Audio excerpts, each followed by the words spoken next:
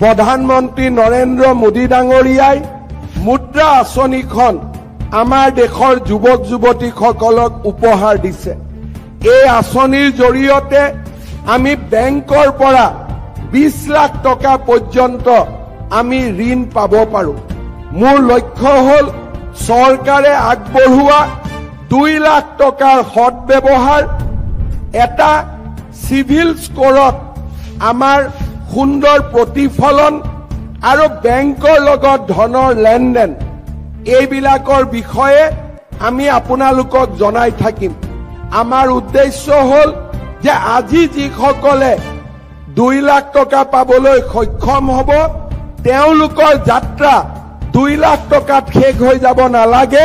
তেওঁলোকে যাতে পৰৱৰ্তী দিনত প্ৰধানমন্ত্ৰী মুদ্ৰা আঁচনিৰ জৰিয়তে বেংকৰ পৰা 20 লাখ টকালৈকে লোন ল'ব পাৰে।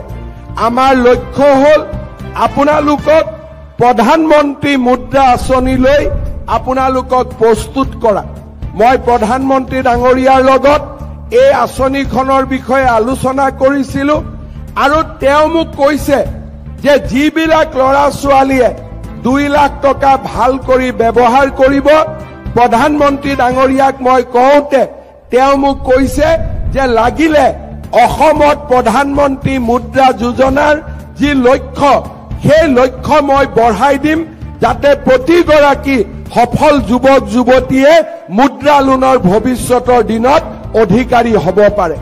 মই বিশ্বাস কৰোঁ আজি যদি এই 1 লাখ ল'ৰা ছোৱালীক আজিৰ 25,000, পৰৱৰ্তী দিনৰ 75,000 আৰু তাৰ পিছত 1 লাখ, এই 2 লাখ ল'ৰা ছোৱালীক যদি আমি প্ৰধানমন্ত্ৰীৰ মুদ্ৰা আঁচনিলৈকে লৈ যাব পাৰো, তেতিয়া আমাৰ অসমৰ সামগ্ৰিক যিটো পৰিৱেশ, সেই গোটেই পৰিৱেশটো সলনি হৈ যাব। আগত অসমৰ মানুহৰ বিশ্বাস আছিল যে বেংকে আমাক লোন নিদিয়ে, কিন্তু আজি লাহে লাহে সেই পৰিৱেশবিলাক সলনি হৈছে। চলিত বৰ্ষৰ 31 মাৰ্চলৈকে অসমৰ ক্ষুদ্ৰ আৰু মজলীয়া উদ্যোগলৈকে বেংকে 29,000 কোটি টকাৰ লোন আগবঢ়াইছে, যি আগত কেতিয়াও অসমত সম্ভৱ হোৱা নাছিলে। চলিত বছৰৰ 31 মাৰ্চলৈকে যদি ক্ষুদ্ৰ আৰু মজলীয়া উদ্যোগ আৰু ব্যৱসায়ী গোটেইবিলাকক যদি আমি ধৰি লওঁ, যোৱা বছৰটোত বেংকে 37,000 কোটি টকা লোন অসমৰ যুৱক যুৱতী আৰু ব্যৱসায়ীসকললৈকে আগবঢ়াইছে।